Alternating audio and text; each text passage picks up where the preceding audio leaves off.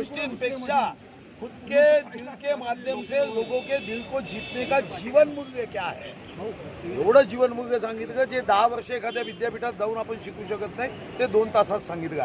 पण हे तुमच्यासाठी सध्या नाही, तुम्ही आमदार जागेवर मात्र हे तुमच्यापर्यंत पोहोचलं. तुम्हाला कुठला जीवन मूल्य भाव मी सांगितलं ते आमदारांसाठी आहे. तुम्हाला सांगून आम्ही आमच्या मधली स्पर्धा कशाला वाढू, तुमच्या मनात इच्छा निर्माण कशाला करू की तुम्ही आमदार व्हा. जिथं आहात तिथं तुम्ही सुखी राहा, जिथं आम्ही आहे तिथं आम्हाला सुखी ठेवा. एवढी गोपनीयता का? एवढी गोपनीयता यासाठी आहे की प्रत्येकाचं एक स्वतःचं क्षेत्र आहे आणि प्रत्येकाची एक जबाबदारी आहे.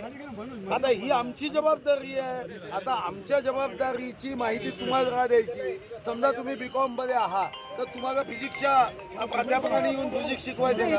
परंतु भाऊ, आमदारांना न बोलण्याच्या सूचना आहेत का? आमदारांना न बोलण्याच्या सूचना आहेत का? अरे आमदार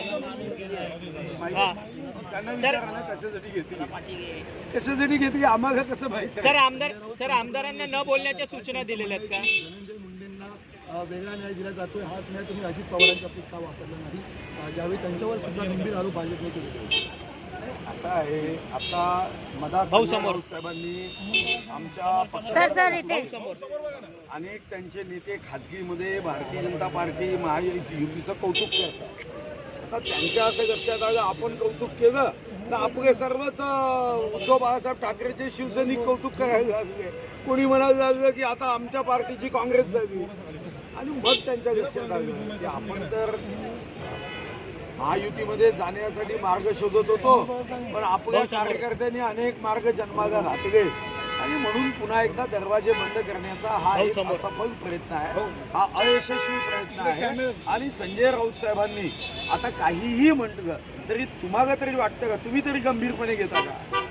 एक तरी त्यांची गोष्ट सांगा तुम्ही गंभीरपणे घ्यावी असं वाटतं. तुम्ही छातीवर हात ठेवून पत्रकारांनी सांगा, पण जे गंभीरपणे घ्यावंसंच वाटत नाही त्यांना कदाचित आपण प्रतिक्रिया देऊन कशाला मोठं करायचं. समावेशाबाबत देवेंद्र फडणवीसांनी स्पष्ट सांगितलं की 4था भिडो आम्ही महायुतीत घेणार नाही. मात्र ठाकरे आता आरोप करतो की भाजपच्या तर घराला दारच नाही.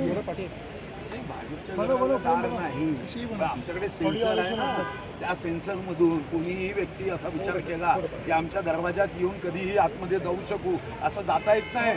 त्या सेन्सर मध्ये बाकी सर्व व्यवस्था आहे. असा कोणी प्रयत्न केला तर सेन्सर त्याला तिथं थांबवतो.